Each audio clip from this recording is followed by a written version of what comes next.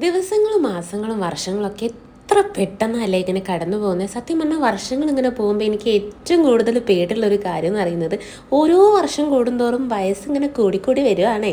ആ ഒരു കാര്യം ആലോചിക്കുമ്പോൾ എനിക്ക് ഭയങ്കര ടെൻഷനാട്ടോ. അങ്ങനെ ടെൻഷനുള്ള ആൾക്കാരുണ്ടെങ്കിൽ ഒന്ന് കമൻറ്റ് ചെയ്യണം. അപ്പോൾ അതാ ഞാൻ കുറച്ച് ദിവസമായി ഡേ ഇൻ മൈ ലൈഫൊക്കെ ചെയ്യാമെന്നിങ്ങനെ വിചാരിച്ചിരിക്കുകയായിരുന്നു കേട്ടോ. കുറേ പേര് എന്നോട് ഡേ ഇൻ മൈ ലൈഫ് ചെയ്യുമോ എന്നൊക്കെ ചോദിച്ചു. സത്യം പറഞ്ഞാൽ എനിക്ക് ഒരു കംപ്ലീറ്റ് ആയിട്ടുള്ളൊരു ഡേ ഇൻ മൈ ലൈഫ് ഒന്നല്ല ഇത്. അപ്പോൾ എന്തായാലും നമുക്കത് കാണാം.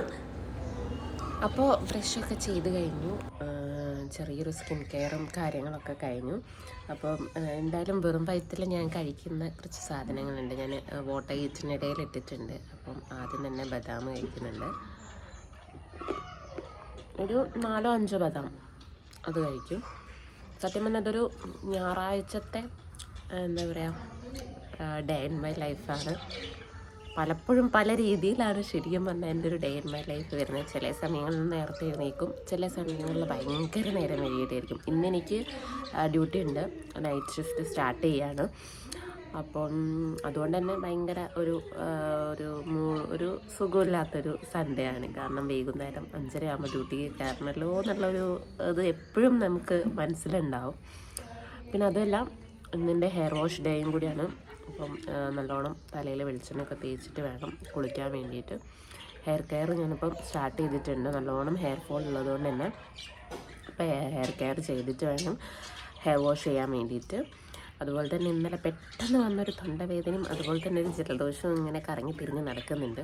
അപ്പോൾ അത് വലിയ രീതിയിൽ എഫക്റ്റ് ചെയ്യാത്ത രീതിയിലുള്ള അതിൻ്റെ കെയറും കൂടി കൊടുത്തിട്ടാണ് തുടങ്ങുന്നത്. കാരണം നൈറ്റൊക്കെ സ്റ്റാർട്ട് ചെയ്താൽ ഭയങ്കര ബുദ്ധിമുട്ടായി ജലദോഷമൊക്കെ തുടങ്ങിയിട്ടുണ്ടെങ്കിൽ. അപ്പോൾ അങ്ങനെയൊക്കെയാണ്. ഇനി ഇത് കഴിഞ്ഞിട്ട് ഒരു കട്ടൻ ചായയും കൂടി കുടിക്കും. അതിന് ശേഷമാണ് പിന്നെ ബ്രേക്ക്ഫാസ്റ്റ് തുടങ്ങുക. ഒരു 9:30-10 മണി. ഇപ്പോൾ സമയം 8 മണിയൊക്കെ ആയിട്ടുണ്ട്. അപ്പോൾ നമുക്ക് കാണാം എൻ്റെ ഒരു ദിവസം എന്തൊക്കെയാണെന്നുള്ളത്.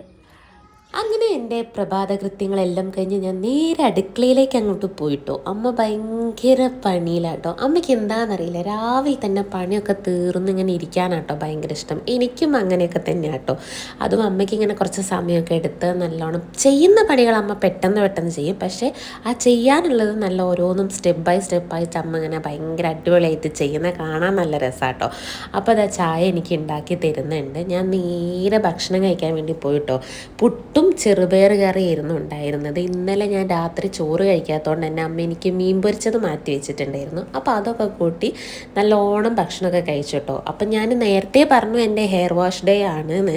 അപ്പോൾ അതുകൊണ്ട് ഞാനിതാ വെളിച്ചെണ്ണയൊക്കെ ഒന്ന് തലയിൽ തേച്ച് പിടിപ്പിക്കാൻ പോവുകയാണ്. മുടിയൊക്കെ ഒന്ന് ചീകി വൃത്തിയാക്കി വെച്ചിട്ടുണ്ട്.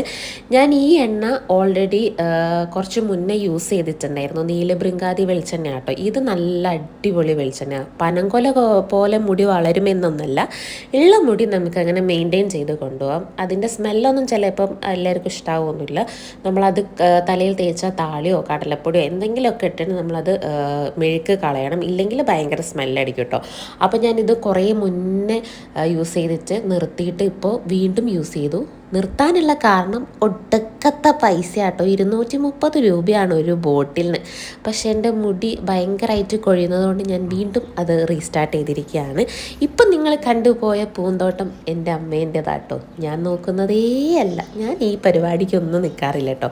അമ്മ ഭയങ്കരമായിട്ട് ഓമനിച്ച് താലോലിച്ച് കൊണ്ട് നടക്കുന്ന അമ്മേൻ്റെ പൂക്കളാട്ടോ.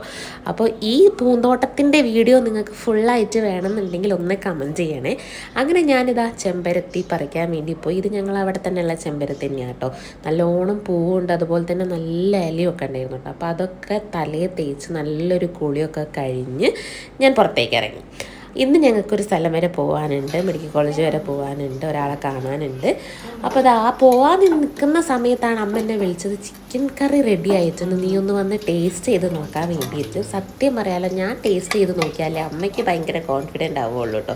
എന്താണെന്നറിയില്ല, എല്ലാവരും ഞാൻ തന്നെ വേണം. അപ്പോൾ സംഭവം എന്താ ഉണ്ടാക്കുന്നതെന്നുള്ളത് മനസ്സിലായോ? നെയ്ച്ചോറും ചിക്കൻ കറിയാണ് ആളിന്ന് ഉണ്ടാക്കുന്നത്. ഞായറാഴ്ച പിന്നെ സ്പെഷ്യൽ ഇല്ലാണ്ട് വേറൊരു കളിയില്ലല്ലോ. അപ്പോൾ ഞാൻ അതൊക്കെ ഒന്ന് ടേസ്റ്റ് ചെയ്ത് ചെയ്ത് നോക്കി, ഓക്കെ പറഞ്ഞു, അടിപൊളിയായിരുന്നു കേട്ടോ. അങ്ങനെ നേരെ ഞങ്ങൾ ഇറങ്ങി. മോൾ ഉറങ്ങുന്ന സമയത്ത് ഞാനും ഏട്ടനും കൂടെ ഇരുന്ന് പോയിട്ടുണ്ടായിരുന്നു. പെട്ടെന്ന് പോയി വരാമെന്നുള്ള രീതിയിൽ പോയിട്ടുണ്ടായിരുന്നു. അങ്ങനെ പോയി ഞങ്ങൾ 2 മണിയൊക്കെ ആയി എത്തുമ്പോൾ കേട്ടോ. രാവിലെ ബ്രേക്ക്ഫാസ്റ്റ് കഴിച്ച് പോയത്. എനിക്ക് നല്ല വിശപ്പുണ്ടായിരുന്നു കേട്ടോ. കയറി വന്ന പാടത്തന്നെ വേഗം ഡ്രസ്സൊക്കെ മാറ്റി ഹാൻഡ് വാഷും കാര്യങ്ങളൊക്കെ കഴിഞ്ഞ് ഹോസ്പിറ്റലിൽ പോയി വന്നതല്ലേ. അപ്പോഴേക്കും അമ്മ അടിപൊളി നെയ്ച്ചോറും ചിക്കൻ കറിയൊക്കെ ഉണ്ടാക്കി വെച്ചിട്ടുണ്ടായിരുന്നു കേട്ടോ. എൻ്റെ പൊന്നോ, സാലഡും ചമ്മന്തിയും പപ്പടവും ഒക്കെ കൂടി കൂട്ടി വയറ് നിറച്ചങ്ങോട്ട് തിന്നൊരു ഉറക്കമൊക്കെ ഉറങ്ങി കേട്ടോ.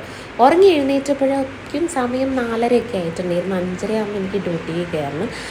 അതാണ് എൻ്റെ ഏറ്റവും കൂടുതൽ സങ്കടമുള്ളൊരു കാര്യം. കാരണം എനിക്ക് മോളെ വീട്ടിൽ നിർത്തി വരണ്ടേ, ഭയങ്കര സങ്കടമായിരുന്നു കേട്ടോ. പിന്നെ എന്ത് ചെയ്യാനാ, ഡ്യൂട്ടിയല്ലേ, പോവാതിരിക്കാൻ പറ്റില്ലല്ലോ. അങ്ങനെ 5:30 ആകുമ്പോൾ ഡ്യൂട്ടി കയറിയപ്പോൾ തന്നെ അത്യാവശ്യം നല്ല തിരക്കുണ്ടായിരുന്നു കേട്ടോ. അങ്ങനെ കുറേ പണിയും കാര്യങ്ങളൊക്കെ കഴിഞ്ഞു. അപ്പോൾ ഇന്നത്തെ എൻ്റെ ഒരു ദിവസം ഇങ്ങനെയാണ് പോയിട്ടുണ്ടായിരുന്നത്. രാത്രി വരെയുള്ളത് എടുക്കാനുള്ള എനിക്ക് ടൈം ഉണ്ടായിരുന്നില്ല. അപ്പോൾ അത്രയേ ഉള്ളൂ. വീഡിയോ ഇഷ്ടപ്പെടുകയാണെങ്കിൽ സബ്സ്ക്രൈബ് ചെയ്യുക.